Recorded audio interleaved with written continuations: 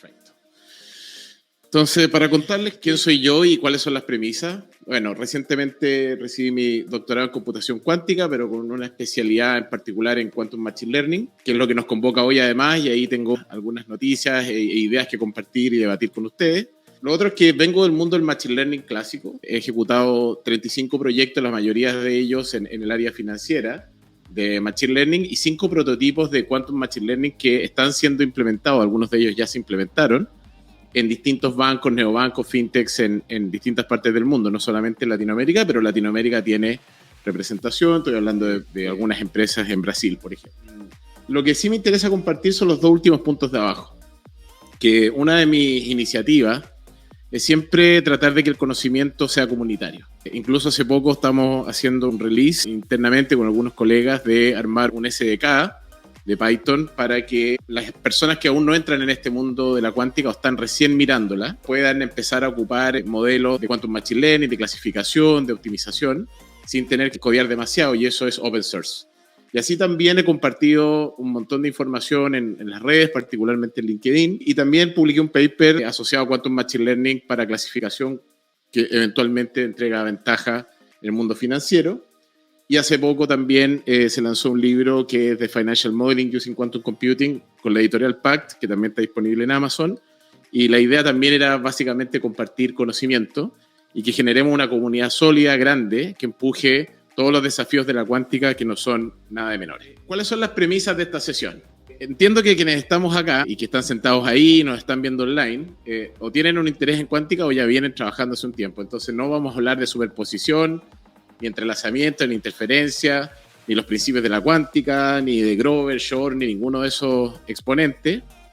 Aunque son importantes para entender la cuántica, asumo que es algo que ya hemos visto en otras presentaciones y que además hay muchísima literatura al respecto.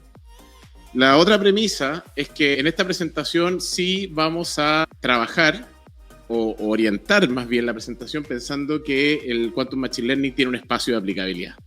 Yo sé que hay un debate constante, yo lo vivo día a día, de bueno, ¿qué es lo que realmente representa la cuántica en términos de ventaja? ¿Es un hype o no es un hype?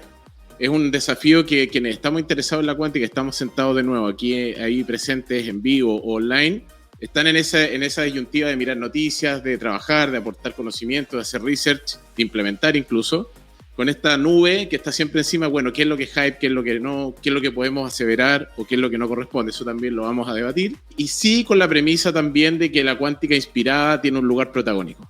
Las inversiones en cuántica, especialmente del 2018 en adelante, han sido exponenciales, se estabilizaron los últimos 2 años, pero es algo que necesita ser retribuido probablemente para inversionistas, para las personas que han invertido tiempo y dinero en esto, y esperar por promesas de grandes cómputos cuánticos o hipereficientes en 15 años más. No todas las empresas, no todos los mercados, no todos los interesados en estas tecnologías tienen la paciencia de hacerlo. Entonces, ¿cómo se construye un puente entre las tecnologías que tenemos hoy asociadas a una era NISQ, asociado a los equipos que tenemos disponibles, los simuladores, emuladores que están disponibles hoy? ¿Qué podemos decir de eso? ¿Qué es lo que nos puede aportar o no? Y también la parte de software. ¿Qué algoritmos tenemos disponibles y para qué serían útiles hoy por hoy? Y lo otro, que hacer un roadmap cuántico siempre es algo plenamente viable. Tiene que sí estar lleno de quick wins, de victorias tempranas. No podemos decir, mira, vamos a hacer un proyecto donde recién vamos a ver algo interesante en 20 años más. O sea, son cosas que, sobre todo, las necesidades de los negocios necesitan ciertas victorias que podamos reflejar, y aquí les voy a tratar de compartir algunas de ellas. Primero, algunos estarán más familiarizados con esto, otros no tanto, que son, bueno, ¿cómo abordar la implementación de Quantum Machine Learning? Pongámonos en el caso de modelos de clasificación, los cuales yo estoy muy familiarizado en el ámbito financiero, detección de fraude, credit scoring, pero en otros lados en área de salud, en distintas latitudes y negocios existen este tipo de modelos y estas necesidades. Tenemos SDKs disponibles. Algunos son SDK, otros son lenguajes de lleno, pero operan de una manera bastante amigable y con comunidades que sí son dispares, porque Qiskit es una comunidad mucho más grande que es el SDK que tiene IBM respecto a Python y que se va integrando y se va popularizando cada vez más. Tengo un número que yo creo que ahora ya está por las nubes. Cerca de fines de 2020 ya había alrededor de 300.000 personas, entre, me imagino, desarrolladores, cientistas de datos, gente interesada, que ya estaba ocupando Qiskit. Ahora seguramente ese número se tiene que haber duplicado. También está lo que es Pennyline, que es un SDK que viene de Xanadu, esta empresa canadiense, que también está basado en Python. Y ahí tenemos después Q Sharp y Cirque, que son de Microsoft y Google respectivamente. Entonces, quien dice, mira, ¿cómo inicio codeando con esto? ¿Cómo puedo implementar? Hay herramientas, de eso no cabe ninguna duda. Y también están los algoritmos, quedándonos en el mundo de la clasificación, ¿cierto? Entonces decimos, bueno, ¿qué tenemos? Tenemos Quantum Super Vector Classifiers, tenemos redes neuronales, cuánticas, tenemos variacionales Quantum Classifier, Variational Quantum Classifier.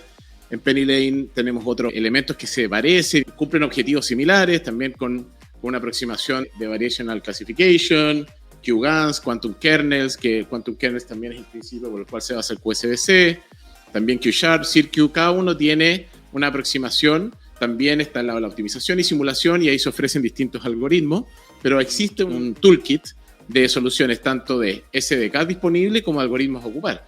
Ahora hay que ver qué hacemos con esto. Porque habitualmente uno se mete en este mundo y dice, bueno, sigo el tutorial A, B, C, D, y resulta que además la mayoría de los tutoriales termina con un muy buen performance, pero cuando pasamos al mundo de la data real, de la data clásica, la data disponible en los negocios, a veces esa situación y esos resultados cambian. Y lo otro que también quienes quieren implementar, dice, bueno, ¿dónde lo implemento? ¿Qué máquinas ocupo? AWS hace ya un buen tiempo que tiene Amazon Braket disponible.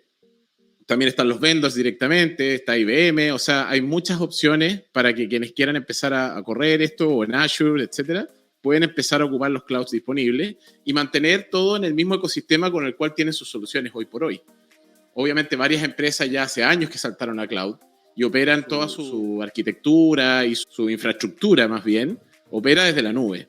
Entonces, hay gente que dice, bueno, pero ¿cómo entro a esto? ¿Cómo lo implemento? Bueno, tenemos Python. Tenemos ya Python y tenemos además servicios cloud que están operativos y disponibles. Entonces, hasta aquí todo encaja, ¿cierto? Ahora hay que ver la ventaja. ¿Tenemos la posibilidad de implementarlo? Sí. Tenemos máquinas, tenemos simuladores, tenemos emuladores, tenemos esa información, tenemos esos accesos que faltan para implementar. Supongamos el Quantum Machine Learning a prueba. Primero, la implementación vanilla, ¿cierto? La implementación que vemos en los tutoriales. Yo he visto varios repos, he seguido varios ejemplos de Qiskit y, bueno, en otros lados también. Y generalmente pasan dos cosas. Uno, que se ocupan muy pocos data points. O sea, de pronto ocupan datasets de 100, 200, 400 data points, lo cual no se parece mucho a la realidad, en donde trabajamos con a veces miles o cientos de miles de registros, observaciones. Y por otro lado, se da el caso que son bases de datos que se les llaman embedidas o previamente cargadas en los sistemas, que obviamente tienen un grado de accuracy o de posible accuracy bastante alto, y llegamos a estos números que ven a mano derecha ahí, que llegamos a una accuracy de 1, ¿cierto? Además, muchos de los testeos y exploración, incluso a veces en papers, se basan en accuracy, cuando las bases de datos habitualmente en el mercado están desbalanceadas, incluso las que ocupan en los tests para los papers son desbalanceadas. Entonces, si yo ocupo accuracy, es poco lo que me puede aportar. Entonces, necesito ocupar métricas como AUC o otras que tengan sentido, digamos, F1 Score o cualquiera que me dé una señal un poco más directa de qué tan buen predictor es el modelo de clasificación. Asumamos que tenemos la versión tutorial. Partamos por ahí y decimos, ya, ¿cuál es el primer desafío? Uno de los desafíos que tenemos, que hay varias formas de atacarlo, pero hay una principal, que es, tenemos muchas features en nuestro dataset de clasificación, pero no tantos qubits para probar. Y si no queremos correr con máquinas y demorarnos de repente, máquinas cuánticas digo, demorarnos un día en correr o 2 días en correr, sino que queremos hacer más bien un testeo de la arquitectura que estamos armando del modelo, y queremos ocupar nuestro laptop, o queremos ocupar algún servicio en la nube gratis, tenemos que irnos a simuladores, y los simuladores tienen límites. Habitualmente rondan los 30, 20 y tantos, 30 qubits, algunos 40 y tantos, depende si eso ya nos empezamos a pagar o no. Entonces, si tenemos 200 features y cada feature representa al final una dimensión, un qubit que debe encodearse, si tengo 2 qubits, si tengo 6 qubits, si tengo 10 qubits, ¿cómo hago para pasar de 200 a 2, a 4, a 6 qubits, a 6 dimensiones? Habitualmente lo que se ocupa en el mercado, y no solamente se ocupa para cuántica, se ocupa para otros procesos dentro del Machine Learning, se ocupa el Principal Component Analysis, que es el PCA, y eso permite que yo refleje al final, haga una reducción de dimensiones desde 200 features a 2. Obviamente tengo que medir con qué calidad sale ese outcome, pero eventualmente se puede hacer.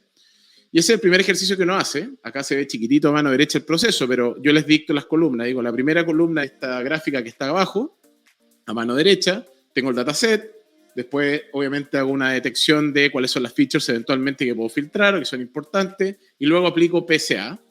Y ahí me quedo con 2, 3, 4, los que sean los qubits con los que quiero operar. Y finalmente aplico el modelo de Quantum Machine Learning, en este caso QSBC. Que QSBC tiene este agregado de decir, bueno, ocupo un Quantum Kernel para representar la data de otra manera y luego correr un SBC para poder clasificarlo de mejor forma. Entonces, si hacemos ese testeo con una base de datos que es el de la Universidad de Irvine, la UCI, que tiene este dataset de credit cards, que entiendo es una base de datos que viene de un banco en Taiwán, de hace varios años atrás, y que refleja o que pide en el fondo la clasificación de Next Month Payment Default. O sea, que defaultee la persona el siguiente mes y clasificarlo de manera binaria. Entonces, si hacemos ese ejercicio con el PSA, vemos que tenemos el estándar de industria, que es un gradient boosting, el XGBoost, con hiperparámetros tuneados llegando a 0.71. Y el QSBC, utilizando PSA, llega a 0.56. Entonces, si estos son los resultados, cerramos la puerta y nos retiramos de la cuántica. ¿Qué más podemos hacer? ¿Hacia dónde vamos? En el ámbito de la reducción de dimensiones, y acá está el paper que lo publiqué con mi colega Christopher Peer en diciembre del año pasado en MDPI y en Entropy, hicimos una exploración utilizando LDA. Y básicamente no solamente utilizando LDA, sino que hicimos reducciones a 2 dimensiones. No a 6 ni a 4, sino que a 2. Y el resultado mejoró. Y no mejoró poco, sino que mejoró cerca de 10 puntos en AUC. Y el LDA, el Linear Discriminant Analysis, la particularidad que tiene es que busca separabilidad del dataset y obviamente genera una reducción de dimensiones utilizando el target, a diferencia del PSA que no lo ocupa. Pero eso no es data leakage siempre y cuando yo entrene esa separación, esa reducción de dimensiones utilizando el target de train y aplico la misma transformación sobre test sin hacer data leakage en el medio. Entonces ya hay un avance importante en donde ya sumamos 10 puntos, pero de nuevo seguimos algo lejos, a 5, 4, 5 puntos de una UC de un XGBoost. Entonces, ¿qué más podemos hacer? Bueno, existen varias técnicas y acá probablemente mucha gente que está metida en el mundo del Machine Learning y el Quantum Machine Learning se va a acordar de esto. Es que el secreto o parte del secreto de tener buenos modelos y buenos resultados es que seamos capaces de hacer un encoding cuántico apropiado. Hay muchas técnicas en Penny, en Qiskit. En Qiskit están los feature maps, que en este caso es el ZZ feature map que estamos utilizando en este ejemplo. Está el Z feature map, Pauli feature map y hay otros disponibles también. En el caso de Penny está el basis encoding, angle encoding, amplitude encoding y así siguen un montón de técnicas y otras customizadas. María Schul, que trabaja en Xanadu, viene trabajando en eso hace, no sé, más de 6-7 años por lo menos. Y así sucesivamente muchas personas están metidas en el mundo de cómo encodear la data clásica en la cuántica, representarla con un feature map y posteriormente insertarlo dentro de un quantum kernel y así seguir avanzando.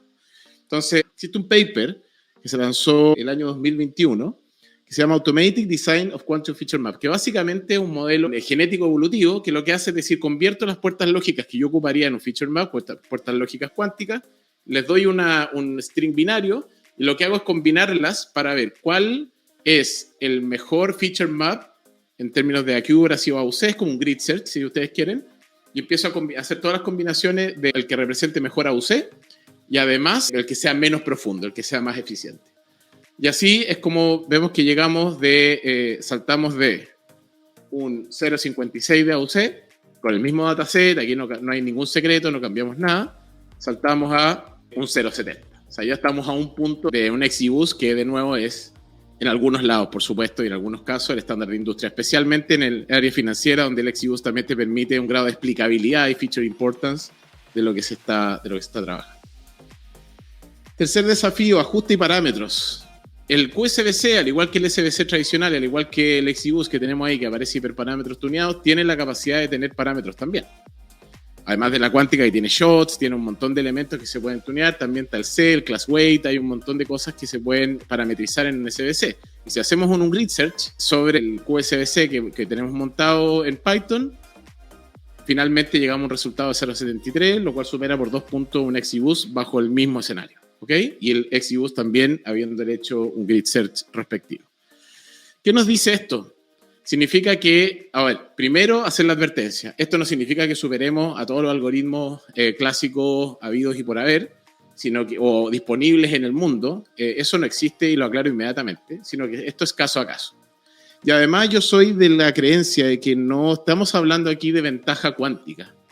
Lo que estamos hablando aquí es algo que también se mencionó en un paper a fines del año pasado, creo que Roger Melko fue uno de los que hizo ese paper, y se apunta a la ventaja económica cuántica, o también está la ventaja de negocio cuántica. ¿Qué implica? Que si yo en una empresa veo que se está ocupando cierta tecnología y esa tecnología no tiene los resultados pertinentes, y yo implemento cuántica inspirada, porque a todo esto corre simuladores, aquí no he corrido nada en máquina de IBM o cualquier otra disponible, vemos que tiene mejores resultados, bueno, hay que ocuparlo. Hay que testearlo, obviamente, hay que ponerlo en pre, hay que ponerlo en staging, hay que mirarlo, hacer backtest, hay que hacer todo lo que sea necesario, pero puede dar resultados. Y lo bueno de esto es que, si bien no es llegar y hacer, pero eventualmente en 1 o 2 años más tenemos mejores máquinas, mejores condiciones, o en 5 años más, quién sabe, podemos redirigir nuestros backends y customizar nuestra arquitectura para que corra con máquinas cuánticas. Y tal vez ocupar otro algoritmo en donde, porque algunos de estos algoritmos tienen un fenómeno que se llama barra en plató, que al llegar a 20 y tantos qubits no performa necesariamente mejor. Entonces funciona muy bien con simuladores. Pero ¿es eso ventaja cuántica? Es una ventaja de cuántica inspirada, ¿cierto? Basada en el negocio o basada en lo económico. Es decir, ¿cuánto más me costaría hacer esto de una manera clásica? Y que eso funciona mejor ese cálculo con optimización. Y cuánto realmente me cuesta hacerlo con cuántica. ¿Qué más? ¿Qué más podemos investigar? ¿Cuáles son los siguientes pasos? ¿Ese accuracy puede crecer? ¿Qué pasa si hago las mismas técnicas que se implementaron acá, que mostré en las últimas 3 láminas, y no me da resultado o quedo ahí? Entonces, primero hay que testear, explorar otros algoritmos de clasificación que puedan funcionar bien contra pares clásicos. Seguir buscando alternativas, ¿cierto?, de algoritmos cuánticos.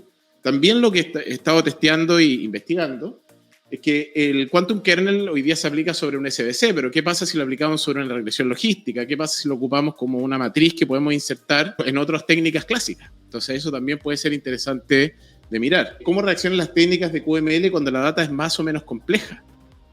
¿Hay una ventaja o no? ¿La reducción de dimensiones, eso se disipa o no se disipa? ¿El preprocessing sigue siendo relevante? O sea, hay muchas preguntas abiertas y muchas más de las que estoy poniendo acá, por supuesto. ¿Y las máquinas cuánticas disponibles pueden representar alguna ventaja contra el simulador?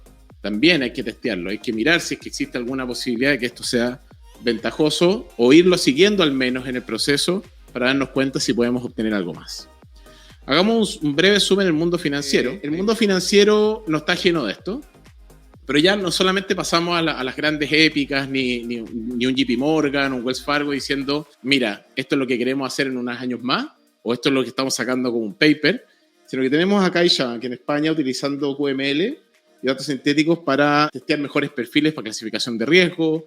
Está Itaú Unibanco en Latinoamérica, en Brasil, testeando hace un tiempo ya, esto es información pública, por supuesto, mejorar los indicadores de churn, que esto fue expuesto por Samurai, y también un proyecto en el que trabajo yo, que es Rauba, que es una empresa que está en Portugal, y que ya titula sus presentaciones, titula su propuesta de valor derechamente con Quantum Machine Learning.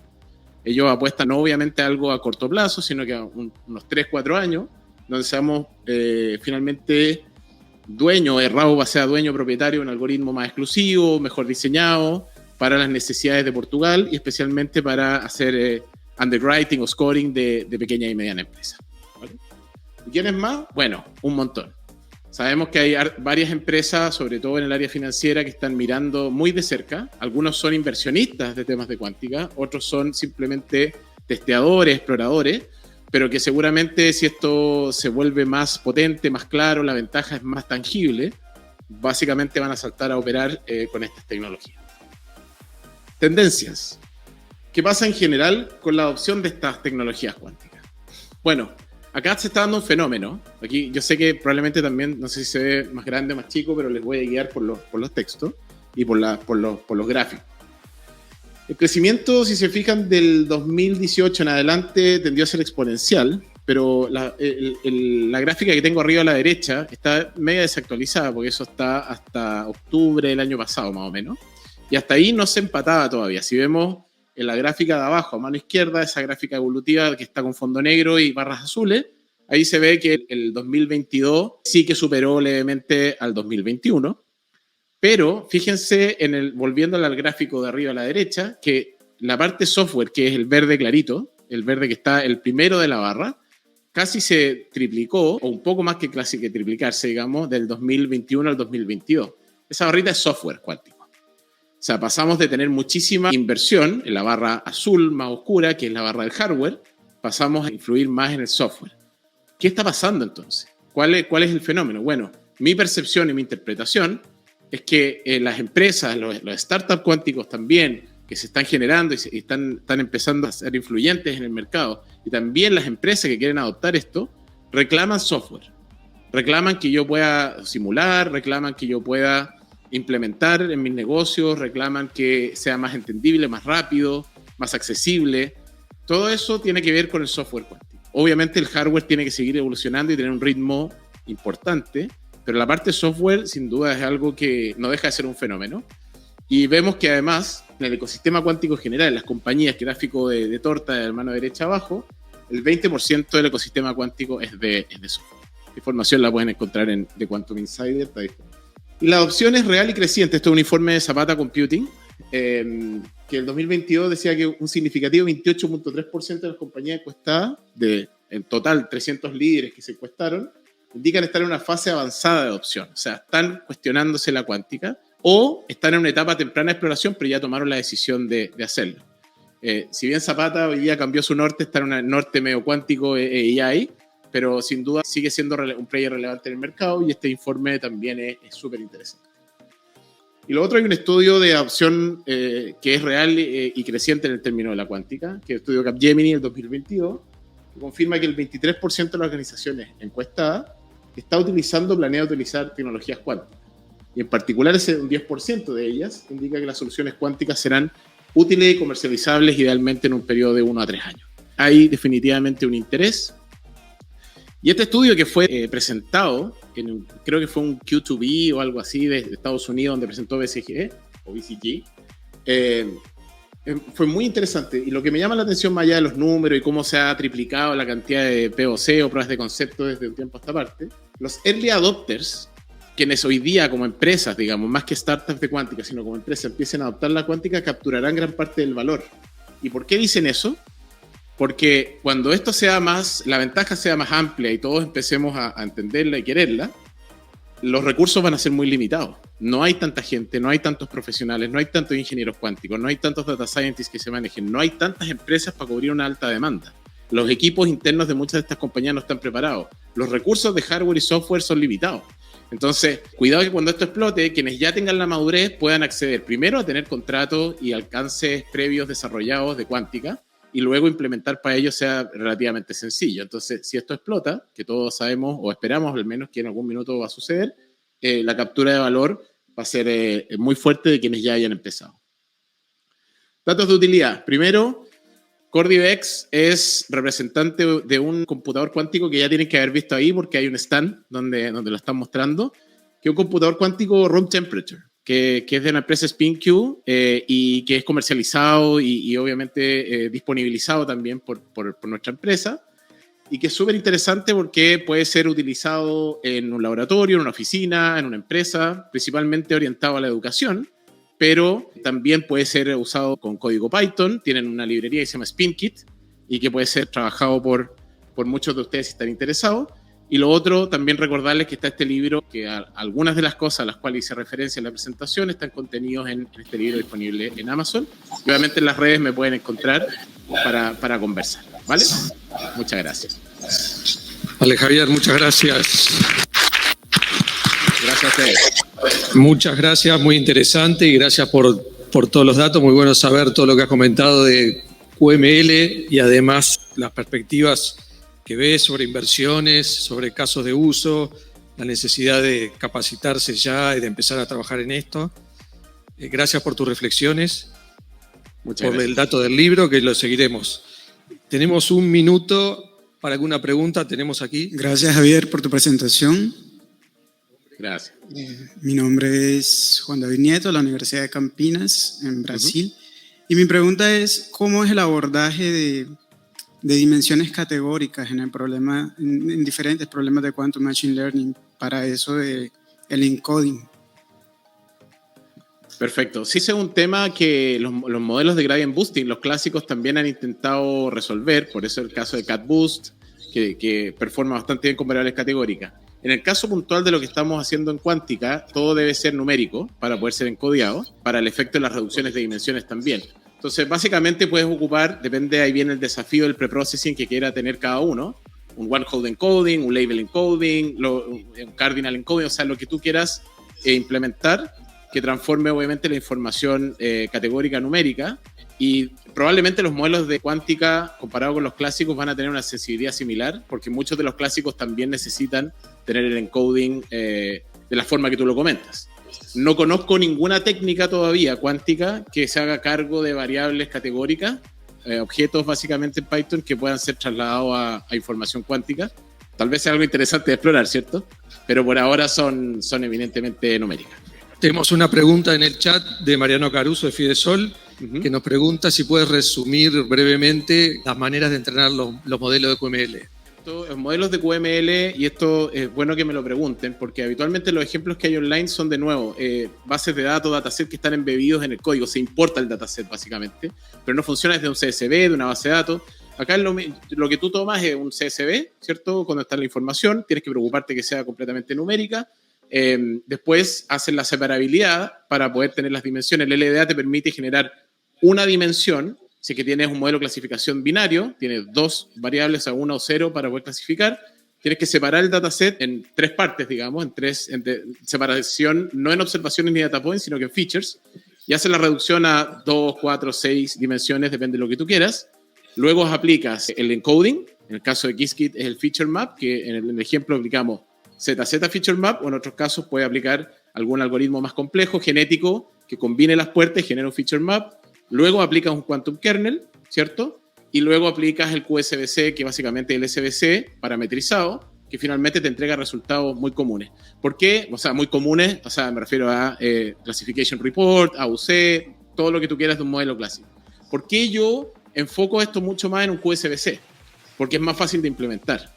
Cuando tú vas a Variational Quantum Classifiers o ocupas interpretaciones más parecidas a una red neuronal, la forma de implementarlo en algunas empresas es distinta a lo que ya vienen haciendo. Si tenemos empresas que operan con XGBoost, con un SBC, con una regresión logística, por ejemplo en banca, implementar estos modelos de QSBC te permite seguir teniendo la posibilidad de tener cálculo de AUC, de tener un predict proba, de hacer un montón de métricas que serían mucho más fáciles de integrar que solamente implementar un Variational Quantum Classifier, ¿vale?